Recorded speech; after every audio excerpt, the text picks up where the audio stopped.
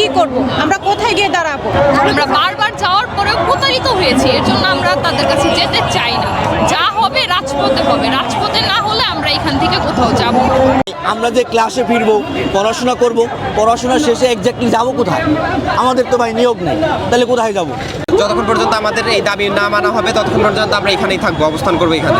কি আমাদের একটা সার্টিফিকেট চাই, আমাদের একটা পরিচয় চাই যে আসলে তোমরা কি। আমাদের সেই পরিচয়টা তো আমরা দিতে পারছি না।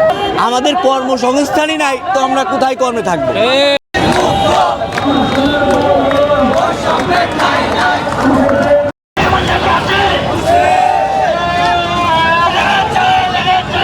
আমাদের 4টা দাবির মধ্যে আছে আমাদের নিয়োগ চাই, মানে কর্মসংস্থানের ব্যবস্থা চাই, আমরা আমাদের ইন্টার্নশিপ বহাল চাই এবং আমরা আমাদের উচ্চশিক্ষা চাই এবং আমরা যে বোর্ডের আন্ডারে আছি এলাইড বোর্ড, সেই বোর্ড আমরা বাতিল চাই। এই 4টা কর্মসূচি বাস্তবায়ন করার জন্য আমরা গত 3 মাস যাবৎ সরকারের কাছে গিয়েছি, তারা আমাদেরকে আশ্বাস দিয়েছে কিন্তু কখনোই তারা তা বাস্তবায়ন করেননি, যার জন্য এখন আমরা রাস্তায় নেমেছি বাস্তবায়ন করার জন্য। আমরা বলতে গেলে গত 16 বছর ধরেই সমস্যার সম্মুখীন হচ্ছি, কারণ আমাদের নিয়োগ নেই। আমরা যেমন আমি গত 2 বছর ধরে ফার্স্ট ইয়ারে আছি, আমি পরীক্ষা দিতে পারছি না, কিন্তু কেন? আমার তো কোর্স কারিকুলাম 4 বছরের, তাহলে আমি যদি 2 বছর পড়ার পরেও সেকেন্ড ইয়ারের পরীক্ষা না দিতে পারি তাহলে আমি কেন পড়ছি?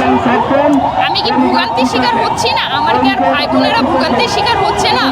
যারা সরকারি প্রতিষ্ঠানে পড়ছে তাদের তো টাকা লাগছে না, কিন্তু আমি তো বেসরকারি প্রতিষ্ঠানে পড়ি, আমার তো প্রচুর পরিমাণে টাকা লাগছে, তাহলে আমি কিভাবে মেনে নিব? আমরা সরকারের সাথে কথা বলেছি, তাদের সাথে বসেছি, আমরা তাদেরকে লিখিত দিয়েছি এবং তারা বলেছে তারা বাস্তবায়ন করবে, কিন্তু তারা করেননি। আমরা তাদেরকে বারবার লিখিত দিয়েছি, তারা স্বাক্ষর না করে আমাদেরকে শুধু তাদের পিছনে ঘুরিয়েছে এবং তারা 1 ঘন্টা আগেও আমাদেরকে ডেকেছে তাদের সাথে বসার জন্য, কিন্তু আমরা যাইনি। কেননা কতবার তাদের কাছে যাব? আমরা বারবার যাওয়ার পরেও প্রতারিত হয়েছি, এর জন্য আমরা তাদের কাছে যেতে চাই না। যা হবে রাজপথে হবে, রাজপথে না হলে আমরা এখান থেকে কোথাও যাব না। আমরা কি করব? আমরা কোথায় গিয়ে দাঁড়াবো? আমাদের কোনো মানে সরকারি বেসরকারি কোথাও নিয়োগ নেই, তাহলে আমরা কোথায় গিয়ে দাঁড়াবো? আমরা আসলে আমাদের কি পরিচয়? আমাদের কোনো পরিচয় নেই। আমরা কোন পরিচয় বেঁচে থাকবো, আসলে কোন পরিচয় থাকবো আমাদের সেটা বলে দেওয়া হোক। আসলে আমরা যেখানেই যাই কোনো জায়গায় আসলে আমাদের ওইভাবে কোনো জব নেই, কোনো কিছু নেই। আমরা যেখানে হাতে কাজে কিছু করতে চাই, যেমন গ্রাম্য এলাকায় যে গরিব মানুষগুলা, দরিদ্র মানুষগুলা, আমরা তাদের পাশে দাঁড়াতে চাই, কিন্তু তারাও আমাদের লাস্ট অব্দি কি আমাদের একটা সার্টিফিকেট চাই, আমাদের একটা পরিচয় চাই যে আসলে তোমরা কি। আমাদের সেই পরিচয়টা তো আমরা দিতে পারছি না। সেটা হচ্ছে আমাদের মেডিকেল ফ্যাকাল্টি থেকে দেওয়া হোক যে তোমরা এখানে থাকবা বা এই তোমাদের পরিচয়, তোমরা এই হিসাবে চাকরি করবা বা জব করবা, আমরা সেটা চাচ্ছি। আর আমরা হচ্ছে কোনো MBBS এর সাথে লাগতে চাই না বা আমরা তাদের মানে সমমান না, আমরা তো তাদের ছোট ভাই বা ছোট বোন, আমরা সেই হিসাবে থাকতে চাই।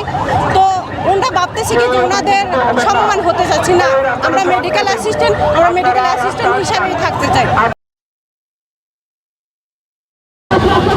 এখন পর্যন্ত আমরা কোনো রকম আশ্বাস পাই নাই, আর এখন পর্যন্ত আমাদেরকে কোনো রকম আশ্বাস দেয় নাই। আর যতক্ষণ পর্যন্ত আমাদের এই দাবি না মানা হবে ততক্ষণ পর্যন্ত আমরা এখানেই থাকবো, অবস্থান করবো এখানে। আমাদের আন্দোলন তো গত 3 মাস ধরে চলমান।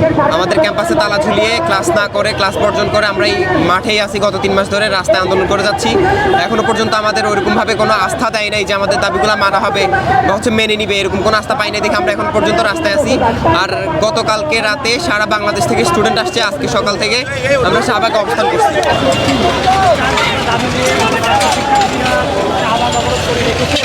আমরা দীর্ঘ 15 বছর ধরে ধারাবাহিক আন্দোলন করছি এবং আজকে আপনারা যেই অবরোধটা দেখছেন, সাধারণ মানুষের যে ভোগান্তিটা দেখছেন, এটার জন্য আমরা দুঃখিত।